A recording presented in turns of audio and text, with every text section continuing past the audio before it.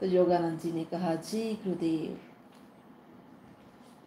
धरती के ऊपर वो कहते हैं मेरे मापदंड इतने ज़्यादा ऊंचे थे कि ज़्यादा लोगों के स्वभाव के लिए वो बहुत ज़्यादा कष्टदायक थे, और अक्सर मैंने तुम्हें ज़रूरत से ज़्यादा डांटा, लेकिन तुम मेरी कसौटी के ऊपर हमेशा पूरे उतरे। मेरी सारे डांट फटकार के बादलों के बीच में भी तुम्हारा प्यार चमकता रहा।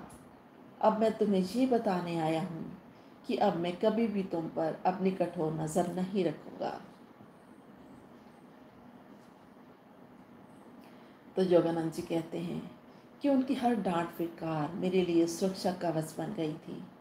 परम पूजनीय गुरुदेव, आप मुझे लाख लाख बार डांटे, अभी डांटे। तो युक्तेश्वर गिरी जी कहते हैं, अब मैं तुम्हें कभी नहीं डांटूंगा। परमात्मा के सुपन संसार में जब तक तुम और मैं अलग अलग दिखाई देते रहेंगे, तब तक हम दोनों साथ साथ मुस्कुराते रहेंगे, और आखिर हम दोनों एक बन के विराट परमात्मा में विलीन हो जाएंगे। फिर हमारी मुस्कुराहट उसकी मुस्कुराहट होगी, और हमारा आनंद गीत ईश्वर के साथ तालमेल रखने वाले भक्तों के सुनने के लिए अनंत काल तक प्रसारित होता रहेगा। और उसके बाद योगानंद जी कहते हैं कि युक्तेश्वर गिरी जी और मेरे बीच जब बहुत सी बातें हुई और उन्होंने मेरा मार्गदर्शन किया, जिसको अब मैं इस लेख में नहीं लिख सकता, क्योंकि वो काफ़ी गुप्त बातें थी जो कि उनके बीच में हुई। अब यहाँ वो बताते हैं कि मुंबई के उस होटल के कमरे में उन्होंने मेरे साथ 2 घंटे बिताए, और उन 2 घंटों में उन्होंने मेरे हर एक सवाल का उत्तर दिया।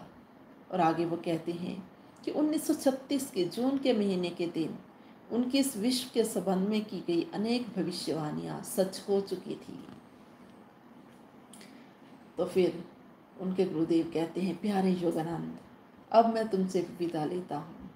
तो जैसे ही ये कहा, योगानंद जी कहते हैं कि मैंने ये महसूस किया कि मेरी बाजों की पकड़ में उनका शरीर पिघल रहा था। और फिर जाते जाते उन्होंने कहा कि मेरे पुत्र, जब भी कभी तुम निर्विकल्प समाधि में प्रवेश करके मुझे बुलाओगे, तो मैं इस तरह ही हार्ड मांस का शरीर धारण करके तुम्हारे पास आ जाऊंगा। इस रूहानी वादे के साथ ही श्री युक्तेश्वर जी वो कहते हैं मेरी नज़रों से ओझल हो गए। बादलों की गरज के साथ एक आवाज़ बार बार संगीतमय गर्जन कर रही थी कि योगानंद, सभी को बता दो, जब भी कोई निर्विकल्प समाधि में ये जान लेगा कि धरती ईश्वर का एक सपना मात्र है, वो ईश्वर से इससे भी सूक्ष्म सुपन संसार में बने हृदय लोक में आ सकता है, और वहाँ पर मेरे धरती के ऊपर शरीर जैसे शरीर में मुझे पुनः उत्थित देख सकता है। योगानंद, सभी को बता दो। तब योगानंद जी कहते हैं कि ये सुनकर मुझे जो अपने गुरुदेव से बिछड़ने का दुख था वो बिल्कुल दूर हो गया। उनकी मृत्यु के ऊपर शोक और अफसोस ने मेरी जो शांति भंग कर दी थी, अब जैसे वो भाग गई थी। मेरी आत्मा के नए बंधन मुक्त हो गए और अनंत शेखों से परमानंद के फुहारे छूट रहे थे। और अब वो कहते हैं कि अपनी आत्मकथा के इस चैप्टर में मैं अपने गुरुदेव के हुक्मों की पालना करते हुए इस आनंदमयी वार्ता का प्रसार मैंने किया है, जबकि जिज्ञासा रहित पीढ़ी एक बार फिर इससे उलझन में पड़कर व्याकुल हो जाएगी। गिड़गिड़ाता व्यक्ति अच्छी तरह जानता है निराशता के थपेड़ों से शायद ही कोई बचा होगा, लेकिन फिर भी ये दोनों अपने आप सहेड़ी हुई अलामतें हैं, और इंसान के सच्चे मुकद्दर का ये हिस्सा नहीं है। और व्यक्ति जिस दिन ये संकल्प करेगा, उसी दिन से वह मुक्ति के रास्ते पर चल पड़ेगा।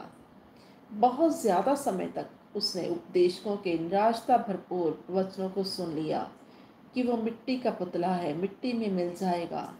इसलिए वो अपनी आत्मा के अमृता की ताकत से हमेशा लापरवाह रहा। और अब आगे वो बताते हैं कि पुनरुत्थान द्वारा प्रकट होने वाले गुरुदेव के दर्शन करने वाला मैं अकेला नहीं था।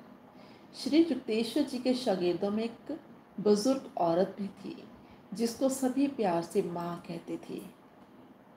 उसका घर पूरी आश्रम के नज़दीक ही था, और गुरुदेव जब सुबह सुबह सैर करने के लिए जाते थे तो उसके साथ वो बातचीत करने के लिए